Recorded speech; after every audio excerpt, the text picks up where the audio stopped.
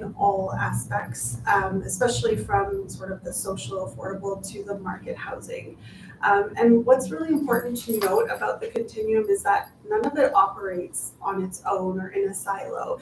If there are certain pressure points on any one of those aspects in the continuum, it has a knock-on effect all the way down. So as an example, the rezoning would mostly help the market and the rental housing supply, because we're experiencing such a pinch on those ends of the spectrum. It has a knock-on effect, and we're seeing more people having to pay more for their housing, or people finding that they are now all of a sudden unhoused. Yeah, I think it's a really talking about the continuum and understanding how those pressures exist. And so I think the acknowledgement that yes, we need I say capital A affordable housing, right? That below market housing. Yes, we still need stock there, but part of the pressures on that housing right now is because the market prices are so high. And so just contextually, we know, because I sit on the Calgary Housing Company board, we've had more requests than ever. And when I also think about the income up to which we are accepting people is now over $100,000 household income. So thinking about that, there are people who are getting subsidized housing and they're making up to $100,000, and that subsidy is very much income dependent, right? So that's the great model with Calgary Housing Company. It's your rent is geared to income, but because the cost of housing is escalated so much, we've had to increase that threshold. So that's super interesting. Lisa, maybe turning to you, RCG. So can you just give us a quick breakdown? What is RC1? What is RC2? What is RCG? So let's just define that. So each of those things that you mentioned are called land use districts or zones. And historically, they're used to talk about what's allowed to be built on a parcel of land. So in RC1, right now, the only thing that's allowed is a single detached dwelling, which is your typical single detached home in any neighborhood. That can usually have a suite or a backyard suite included. In RC2, right now, it's only a semi-detached dwelling, so usually a side-by-side or duplex up or down. And again, both of those could have a secondary suite or a backyard suite. RCG is typically allowing for anything up to 4 units, like a row house, but it does allow for single detached and semi-detached as well. So it's a more comprehensive district that allows for a wider range, but it doesn't preclude anything that RC1 or RC2 would have allowed for. Awesome. And we have finally made it live to YouTube. So for the YouTube, those joining us on YouTube, we finally are live, and we will hope that the battery on my laptop lasts for the entire hour. But we are there. So just please, you have not missed much. Basically just a really quick intro. So I really want to talk a little bit about also sort of some of the vernacular that exists out there. So talk to me about how rezoning to townhomes, and another vernacular we use in planning speak sometimes is missing middle. So how do we define missing middle, or how do we even think about missing middle, and maybe in the Calgary context? Yeah, there's a lot out there on missing middle. I highly recommend people go to Daniel Paralog to look at the Missing Middle book. It's a wonderful book. We've learned a lot from it. Here in Calgary, though, it's really for us about that intermediary step for housing between a single or a semi and an apartment building, typically a 4 to 6 story walk up. There's a lot of both of those, right? There's a substantial amount of apartment buildings. There's an even bigger amount of singles and semis in Calgary, but there's not a lot in between. And we know that there's a lot of Calgarians out there that still want to own a parcel of land or own a piece of land and a house with some landscaping.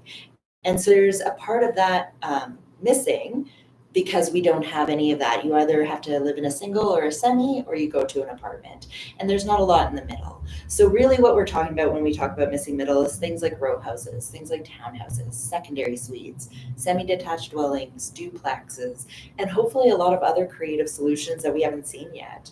Mm-hmm. Yeah, I like that you think about creative solutions.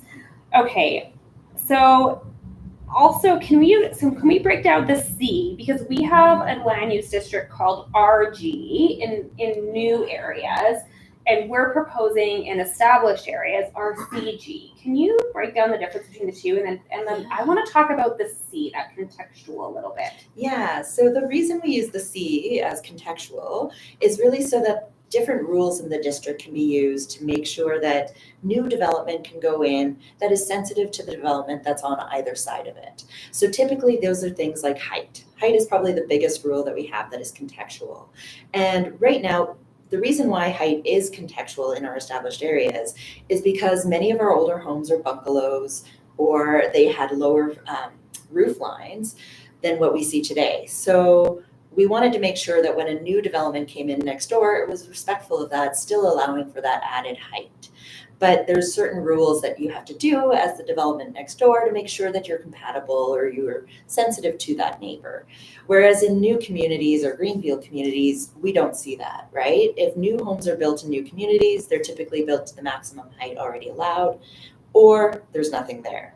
So that contextual nature wouldn't really be appropriate in the greenfield, but it's very much appropriate in established areas. Right. And context isn't just height. Context can be like where you place your windows or what your Yes. setback is.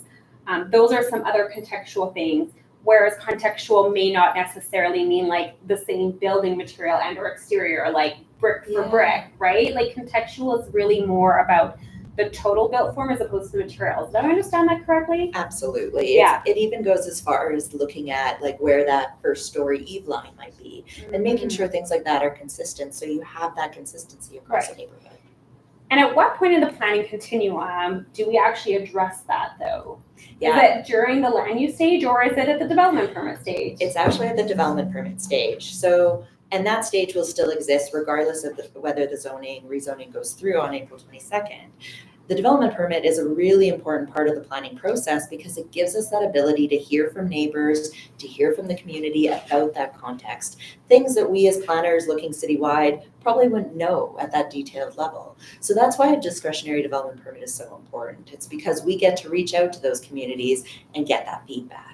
So let's unpack that a little because I'm not sure everyone knows the difference between permitted and discretionary and how in that difference between a single, a semi, and then a row house, how that will differ with what's being proposed. Can you tell us a little more about that? So right now we have a permitted use process for both singles and semis. And so in RC1 and RC2, you have what's called a contextual single or a contextual semi. Those are essentially permitted uses, which means if you meet the rules of the bylaw, you get approved. Discretionary is a bit different. And discretionary is when we take into context all the policy, neighbors' feedback, counselors' feedback as well, and we put all of that into our decision-making process. It becomes less about the rules and making sure you meet the rules and more about the overall building and whether or not it's appropriate on that location. And so up until now, we've had a permitted use row house building as well, similar to singles and semis. And what we wanted to do, we heard a lot through our public engagement about Calgarians' desire to still have that input, particularly on things like building design. And so the best way to do that is through a discretionary process, not a land use process. That's why we're proposing, and we will be proposing on April 22nd, to change the process to only allow discretionary applications. We will, like right now, we have about 22% of our applications for row house come in as permitted use. So all of those would now go to discretion. Okay, that's really good information. I want to go back and talk a little bit about the affordability component and knowing that there's sort of that capital A affordable, which we're talking about, which is that below market or subsidized housing versus housing affordability. Yeah. And those two things are different. And so we put out some cost comparators in some of the material where we said that, a row house would be, approximately $586,000 if I have my numbers correctly. And there's been some criticism that that's not affordable. And then we used the comparator number of $1.6 million for a new single. And so if I have it correct, it's because we were comparing new for new in established communities. So a new row house would be $586,000 versus a new single on that same lot would be priced out at $1.6 million. So how do we sort of respond to that $586,000 isn't affordable? And I think it's a fair criticism that, that value compared to the kind of household income you would need, it's not still the best. How do we address that in the conversation here? Yeah, I grabbed my Perfect. handy housing needs assessment, because like, I think like this is one of my favorite pages in the report, because it breaks down the cost of supply at a median rate across the city. And I think there's a differentiation that we need to draw between supply across the city and then supply in established neighborhoods, because the land cost in established neighborhoods is what drives up that cost. So in our analysis, we looked at all the different forms of housing, the median prices, and did a bit of a calculation of how much income would be required to afford it. And the average price, or the median price of the semi-detached, is $540,000. And the annual income needed to afford that is about $130,000. That means a household isn't spending more than 30% of their income on housing. Fun fact, councillors don't make that much money. Yeah, well, and another fun fact is, so the median price for a row or townhouse citywide is $385,000. The average income needed to adequately afford that is just under $100,000, and 50% of Calgary households make $100,000 or more. So just by increasing the diversity of the supply and also increasing the diversity in all neighborhoods, we're making more of that supply affordable. Single detached, $156,000 is the median price. And the annual income, $645 is the median price, and you need an income of $156,000 to just afford that. We were doing calculations for the established neighborhoods, and at 1.6 million, you need an income of over $300,000 to adequately afford a single detached in an established neighborhood. And just to build on that, 67% of our residential land use only allows for single detached. So if you only allow for a new single detached to be built, all that's going to be built is those $1.6 million homes. And so one of the ways that I think about this and look at this is, so when you were talking about like citywide semis, right, and townhomes, those are incomes that are aligned with, 2 teachers, or 2 firefighters, or a firefighter and a teacher, or nurses. So we're talking about people who are professionals who are currently really struggling to be in the market, even as a 2-household family, and in some very credible and honest positions. Construction trades, all of those individuals. I think about our transit drivers. And so there's definitely an approach about thinking, who are we supporting with these kind of initiatives? And it's often our frontline service workers. Yeah, Absolutely. for sure. So do we know, and I have the stat just in case you don't, what percentage of housing stock is deemed capital A affordable, so below market affordable in Calgary? Do we know that percentage? The last count, it was just under 3%. Just under 3%. Just under 3%. And to put that number in context, other big cities, national average like Toronto, Vancouver, are at 6%. So we are well below the stock needed to meet that. For sure. And I know that, and then I guess my follow-up is, do we know of any non-market or below market housing developers who are building row houses or looking to provide this kind of housing? I feel like Habitat for Humanity comes to mind, but do we know of others? Yeah, there's definitely a number, and Lisa and I were just chatting about this before, is that like we don't see any of our non-market affordable housing providers building single family homes. We see them either building row houses, attached homes, or high rises. Yeah. Because they're looking to scale. We are far below the national average. We have an ambitious goal in Calgary to get at least 3,000 non-market units a year. We need that scale to be able to achieve that. And this proposal is huge, right? To take out that land cost of doing a land use redesignation for an affordable housing project is huge. It means that money can now go back into actually developing units rather than to the land use redesignation. Yeah, really good point. Thanks for saying that, Lisa. So let's pivot a little bit and talk about vacant lots around the city. One of the other criticisms or questions that we've heard is that why aren't we putting housing there? So specifically to Ward 11, I'll quote Anderson TOD. There's some sites on Haddon Road, which we actually now know has gone to non-market land housing. So that's the old YMCA. I hear about the old Bonsai water slide site, if you're familiar with that. But we do have, I love that water slide too. We hear about these other, vacant lots, and like, why aren't we just focusing housing there? Who wants to start with that one? I can start with it, and I think it goes to like the earlier point where like our housing strategy is about multi-tools and multi-actions. And another really big action in the strategy is leveraging city-owned land and city-owned assets. And the most recent non-market land sale is an example and a demonstration of just how fast the city of Calgary is moving to start to make that surplus or a city land available. We've traditionally released 1 or 2 pieces of land through this market, through this sale. And in this current version, we've got 5 parcels of land. So we are absolutely leveraging that tool in our box to identify lands that would be suitable for housing. There are a number of considerations that go into play in terms of like the amenities around, the access to transit, schools, as well as the sites and the land's readiness to be developed and to be developed quickly and at an affordable rate. So we're doing that, and we're also looking to remove some of these other barriers to increase the supply. Lisa, did you want to add anything?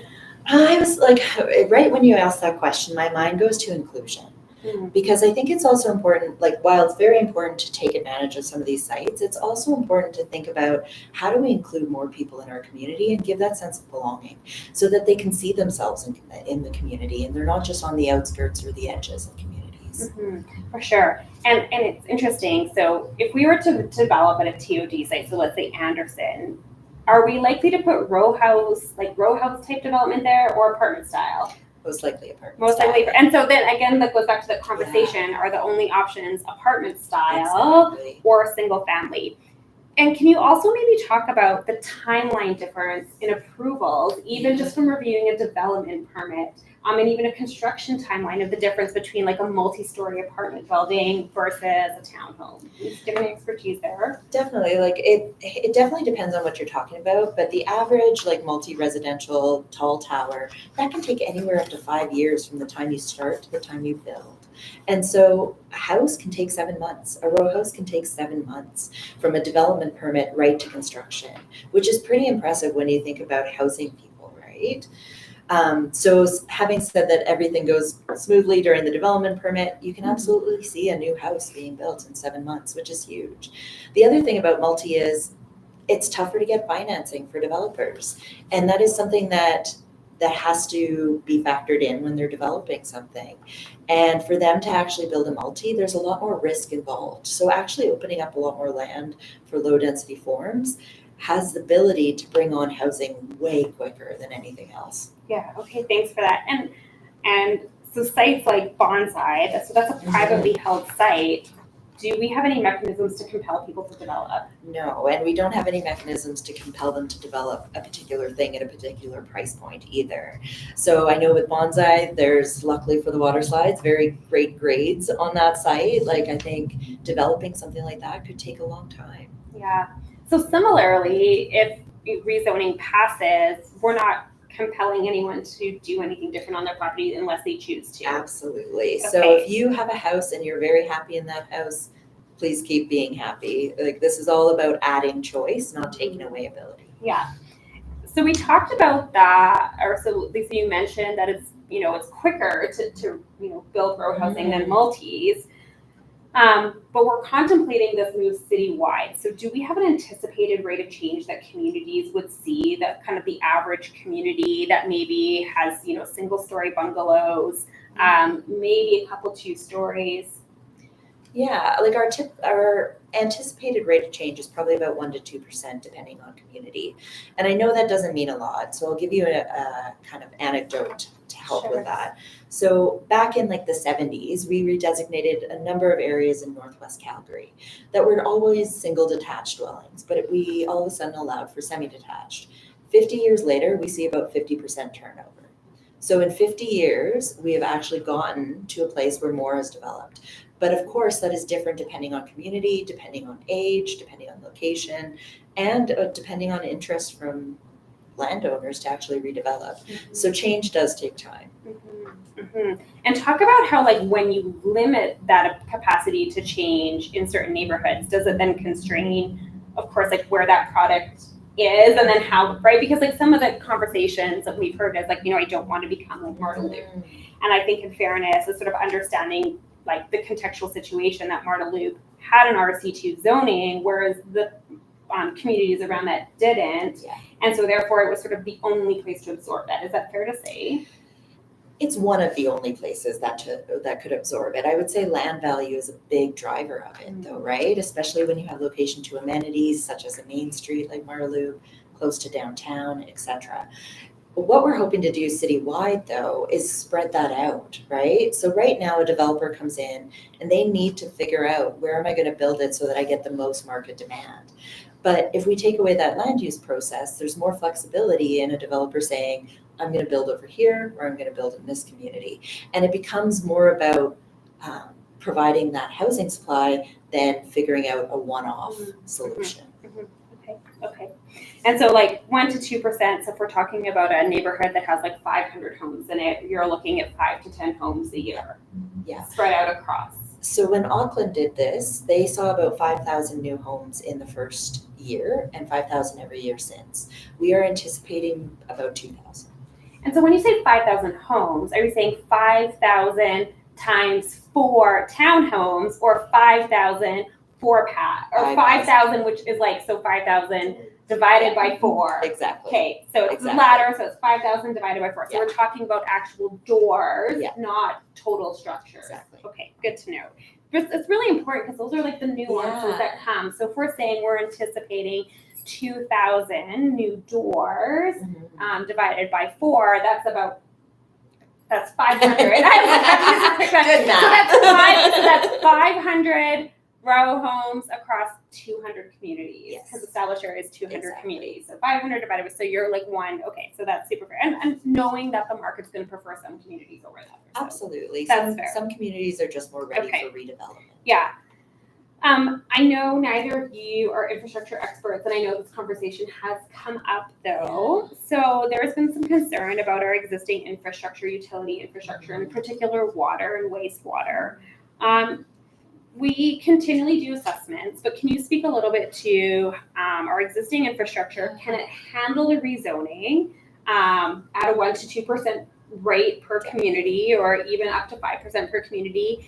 And so can you speak to that a little bit? Yeah, the simple answer is yes. So right now, all of our, like 86% of our established communities have lost peak population from when they were built. So we know that we have the capacity, both in our water, sewer, electricity, you name it, to handle that peak population, because at one point that peak population was there.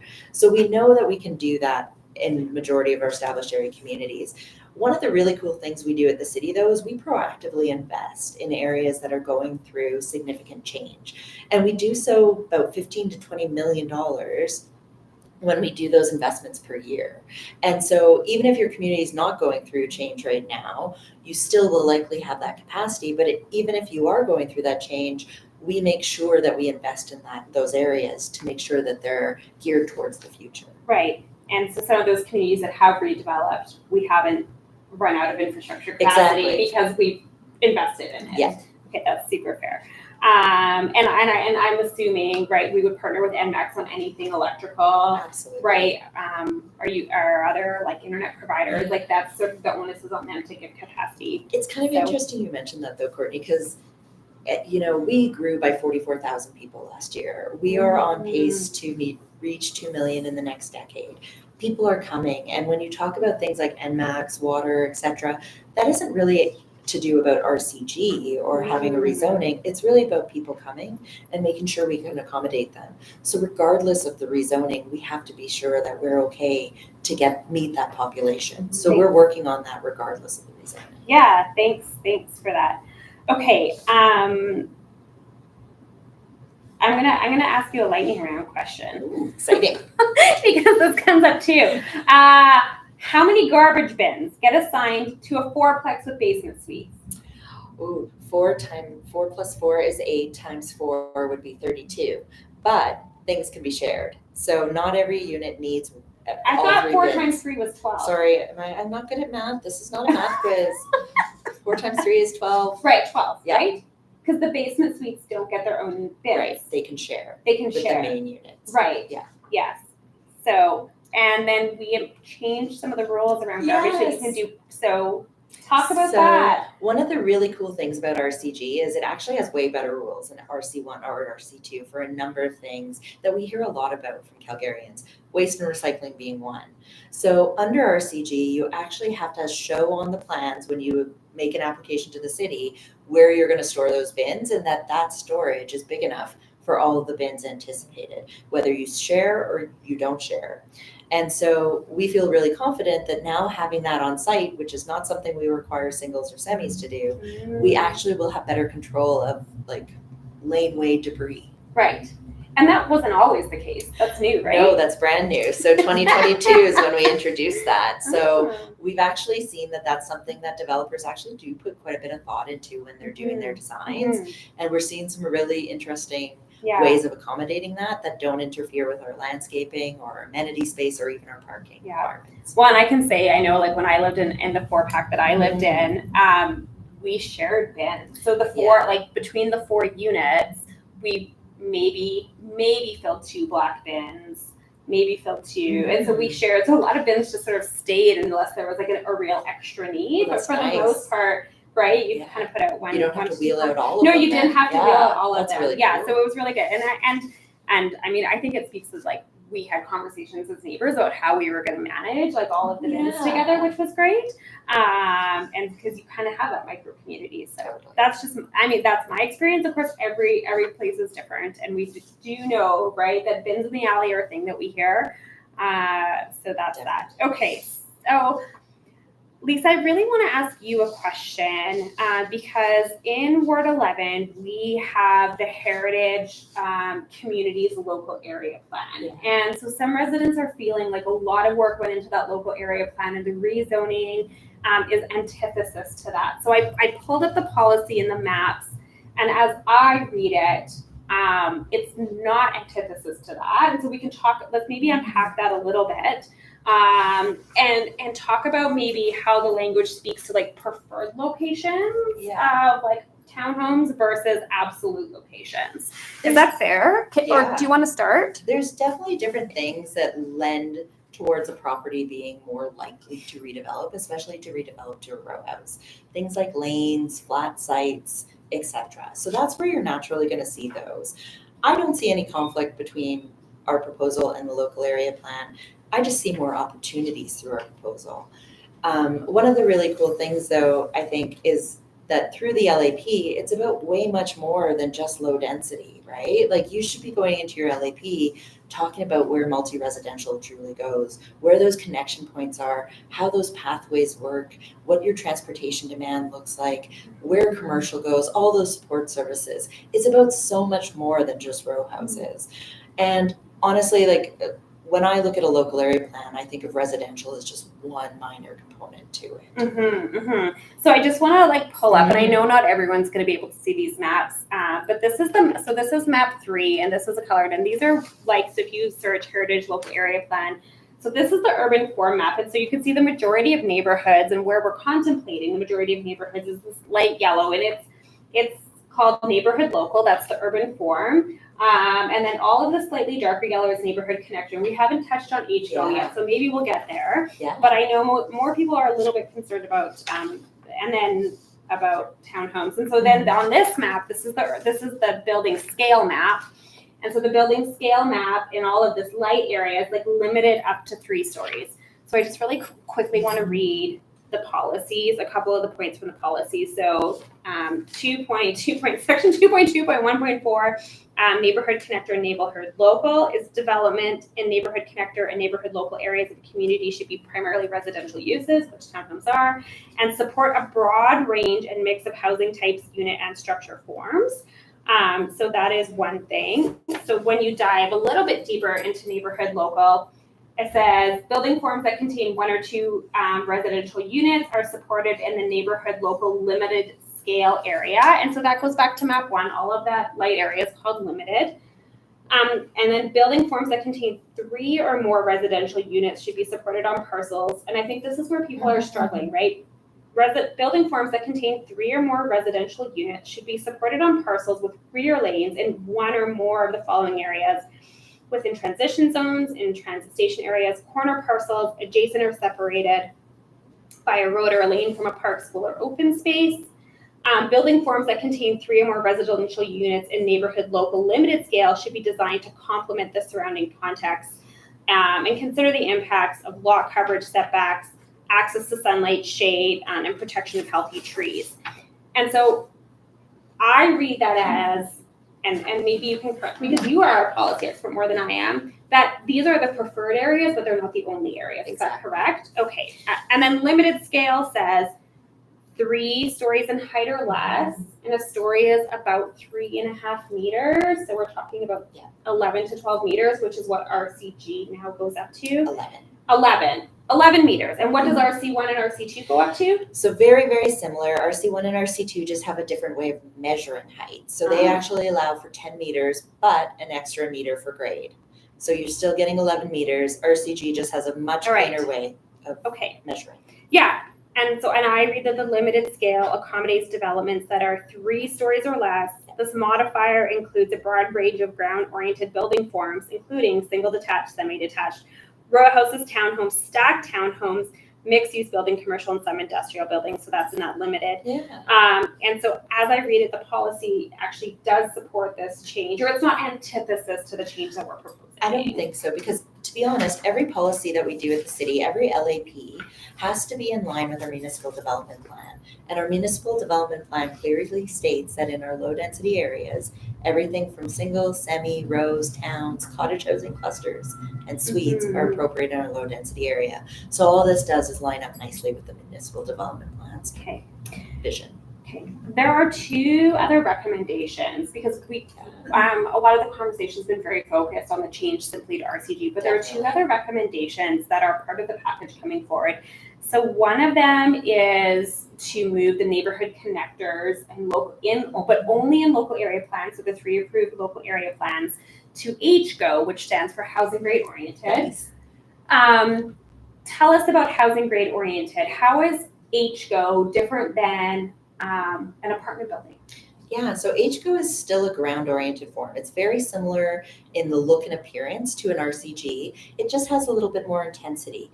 And so what I mean by that is you can typically get about 2 more units on a lot. But HGO is only done through a local area plan where it has been identified as the appropriate district. So we have about 3,000 parcels citywide that we've done through the Westbrook, Heritage, and North Hill local area plan. And those are all going to HGO. They're typically on streets that are more of a connector or somewhere where you see more activity. They're not typically your residential cul-de-sacs or streets that are embedded in a community. They're more of those higher intensity areas. And is the off-street parking ratio the same in HGO and RCG? It is. Okay. Yeah. So basically all above grade units need a dedicated off-street parking spot, and anything below grade, so like a basement suite would not. Yeah. So in 2022, we simplified our rules to make it so it's 0.5 parking stalls both per unit and suite. Right. So with 4 units, with 4 suites, you'd get 4 parking stalls. Okay. And there's no requirement to suite though? Absolutely not, no. Okay, No. super. And I think sometimes, we're putting them in there because we know that they're, right, they appeal to like students or people who are like, transitioning, like lots of different things. They are a key aspect on that housing continuum when you think about price and affordability and managing to get to a wider array of Calgarians, for sure. Yeah. So then, why would we still do, and I know you touched on this a little bit, why would we still do local area plans if we're rezoning? Oh, there's so much to local area plans, right? Like, it is really when you get to think about the future of your community for the next 30 years. And hopefully that is more than low density to a lot of folks. It is really about how those connection points are going to come together. How do we see certain parcels developing? It's when we get to talk about unused city land and how it can be used. There's so many things that come through a local area plan that are beyond low density. Yeah, awesome. So that's kind of like a lot of the pre-written questions that people had, and we've made really good time. Do either of you have questions for me as the counselor and how I approach this, or thoughts that you've heard that maybe, or common questions that you've heard that we haven't asked in this part yet today? I don't have a question. There was something that Or came to something left mind. unsaid. Yeah. Yeah. I mean, it was to your first question around like where did this come from?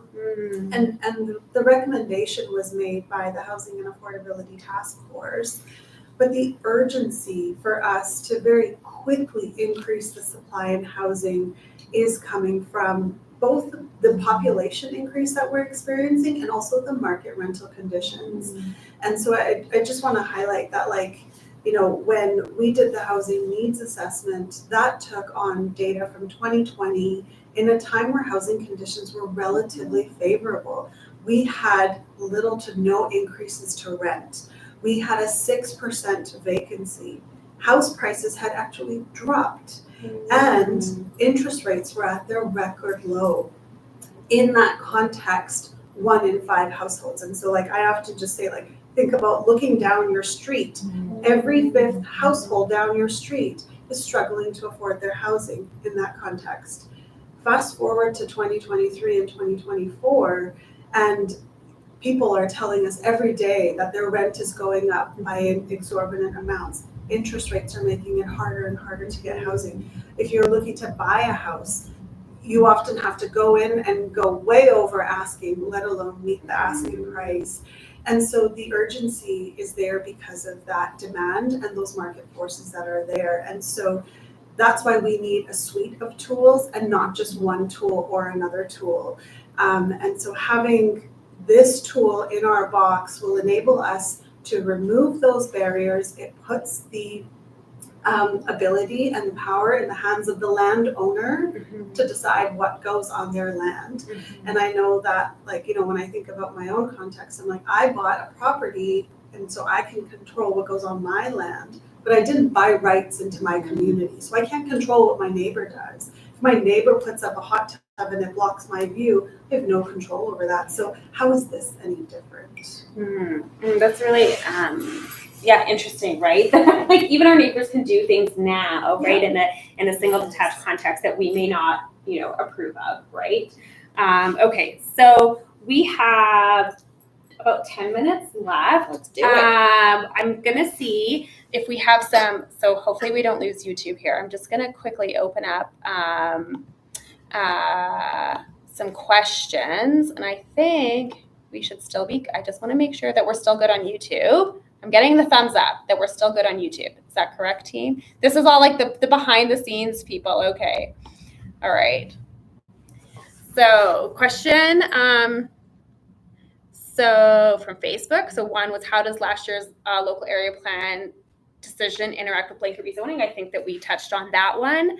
Can you speak to the roads right of way at Heritage and McLeod, the Cloverleaf loan? So I think that's a really good question. I'm not sure that's a question for this conversation. Yeah. And so to whomever wrote that in, I would encourage you to write that in. We've actually been doing some digging into that intersection design. And so would love to answer that separately. So if you want to email us at ward11@calgary.ca, we can definitely get you a response on that.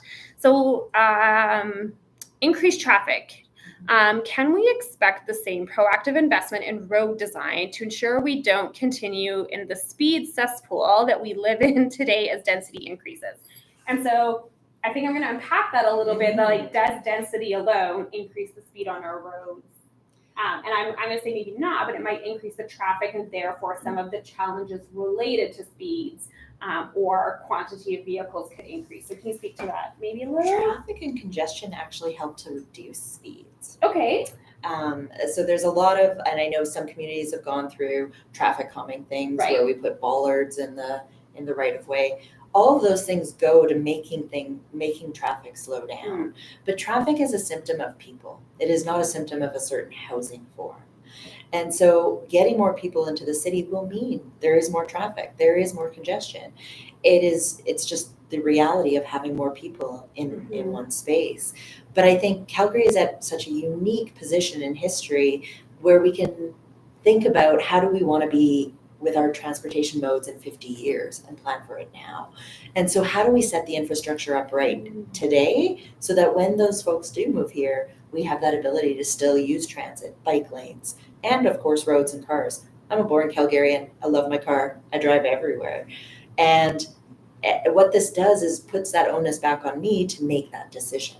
Mm-hmm. Because you would sense the congestion, so you might choose an alternative mode of transportation. Yeah. Of course, if it was available, because we're making those investments, and so it's about making those investments hand in hand. I think, Totally. and I think that's a really important, and something that I have to think about from my lens. Yeah. Right. Like that really is like housing necessarily or planning can't solve for all of the traffic issues, and even mobility can't solve for all the traffic issues. But we can work in tandem to have those conversations about if we see an increase in population. How do we improve transit service in those areas? It would actually, if I was a public citizen, I am a public Calgarian, that's what I want to know from my counselors. How are you going to look at budgets differently in the future to make sure that those investments align? Yeah, and it's continuous improvement. So I can speak like from the counselor's perspective, it's continuous improvement and thinking about how we use systems differently and how we build systems differently or rebuild systems. I talk a lot about even how we get kids to and from schools. Yes. Right. And we rely a lot on private transportation as opposed to sort of building a collaborative public transportation approach. And how could that change the way that people move about their city, both short term and long term, because they're comfortable in a public transit system. And so like those are things that, I think about. And then I also think about, walking and wheeling and some of those other opportunities. But I also get it. I'm a parent who has to drive my kids to activities. And so creating some of those opportunities, make sure we can move about our communities. I would say, though, I think we have some communities, maybe anecdotally, where there are high populations, but we still see the ability for people to drive around. And I think my follow-up question is, like, can we dictate where or how people park? Even in established communities now in RC1, where there's RC1 zoning, some people have double car garages but don't use them for parking. Yeah, anecdotally, we have landed on about 70% of Calgarians don't use their garage for storage of cars. And now that's an anecdotal thing that we've done, but it's kind of interesting to think, because a lot of people think of their garage as an extension of their house, right? They use it for storage, they use it for kids' stuff, all that fun stuff, but they don't use it for parking. And historically, we've been in a really good place to be able to park on the street. And that parking comes for free right now. That is an extra benefit as a Calgarian, that I get to park on the streets. But it's not that the parking stall in front of your house is yours. That is still a public street. And so, no, we can't really regulate it in the way that people are intending for. Even if we required every row house to put all of their parking on site, still doesn't mean people are going to use it for parking. Right, that's fair. And I always I talk about the homes where, you might have two parents and three teenage children, and could be 5 cars, and there's only a double car garage. And so that by nature, there's going to be on-street parking. I know of individuals, people who drive like larger vehicles, they just don't simply fit in the garages. We don't build garages to that size. So there's a lot of dynamics around parking. So we talked about increased traffic. And Lisa, I'm not sure. So here is a question. So how much is the cost of a new home build attributed to municipal fees? And I think that's different depending on if it's established area or new areas, right? Because new areas, there's offsite levies versus established areas. It's the cost of the land use change, development permit, building permit, and that those are all sort of dependent on the size of the house, right? Definitely. And I'm not from assessment. I don't know the assessment and how they figure that out. There's a lot that goes into it, but I know, like, when you make investments into your home, you can often see your assessed value go up, right? Yeah. So there's a lot of differences between the established area and the developing area, which are hard to compare in that sense. Yeah. Because the developing area, you're getting a brand new build. Established area, you're getting more reinvestment into that. Right, and depending on what kind of housing form goes on and the size, it's not necessarily even a hard and fast percentage, right? Because if you're building like a luxury home, a luxury single, the cost of your development permit is more based on like your square footage, right? Not necessarily the total cost of all of the finishes and vice versa, right? Exactly. So a lower cost home, so a home with like lower finishes, could actually have a higher percentage of fees. course. Yeah. So, Yeah. so I think the short answer to that is like, we don't have, it's so specific to each property. Yeah. So I hear someone writing in, can our existing infrastructure handle this rezoning? We've answered that a little bit earlier. So if you want to, after we're finished, just rewind a little bit and we can talk about it. But the short answer we'll give you is yes. So a couple other questions in here. So are you for or against a plebiscite? So I'll answer that. We put it to rest because we voted on it, but I voted against it simply because of this. You can own a property in the city. So you could be like a permanent resident, you could be an immigrant who's still like waiting on their citizenship, and you could own a property, but you would then not still have the legal right to vote in a plebiscite on what happens to the changes in your community. Similarly, there are people who live in homes in the city or who may want to own a home. And so there's a lot of dynamics on who could or could not vote in a plebiscite, but fundamentally, it isn't actually the best way because all of the people who need to participate are not able to participate. And then there's the cost of it. So if we were to do it to make it a binding plebiscite, which means that this council would have to respond to it, it'd be a $5 million cost. So what's the role? So I'm going to answer this one. What is the role of community associations in this process? So community associations are independent organizations. Absolutely. And I could tell you what my hopes for that would be, but I can tell you also what is happening. But ultimately, community associations have the autonomy to approach this issue however they best see fit. Ward 11 is unique in the sense that there are 2 communities for sure, a third one sort of, that are exclusively right now zoned RC1. That's an anomaly. If you look at the rest of the communities across Ward 11, they have a mix of housing form already. So they have apartments, they have row houses, which are often tend to be a bit more like block form, where you sort of like drive in courtyard style, and then RC1. And so community associations ideally are talking to all people across the community on their thoughts and feelings about this, and recognizing that there is housing diversity already in most communities. But many of those communities, when I think of places like Haysboro or Kingsland or Kelvin Grove, that townhome form isn't quite as prevalent, and still even in communities like Braeside or Cedarbrae or Oak Ridge, where there are a few more townhomes because they're a little bit older in generation, they still are quite pale in comparison of numbers compared to RC1. So the role of community associations is to decide, whether or not they want to have a voice in this or not. And we've heard from a number of them. We've heard some who are staying out of it and wanting to provide an information-based approach. We've heard from those who've written letters. And so ultimately, it's their decision. And those are, you get to, if you have a community association membership, you can vote at the AGM and decide on the leadership and be part of that conversation with them. So I would say that. So we're going to do one more question. And so just sort of picking up on the community association, that the Willow Ridge Community Association has sent me a letter.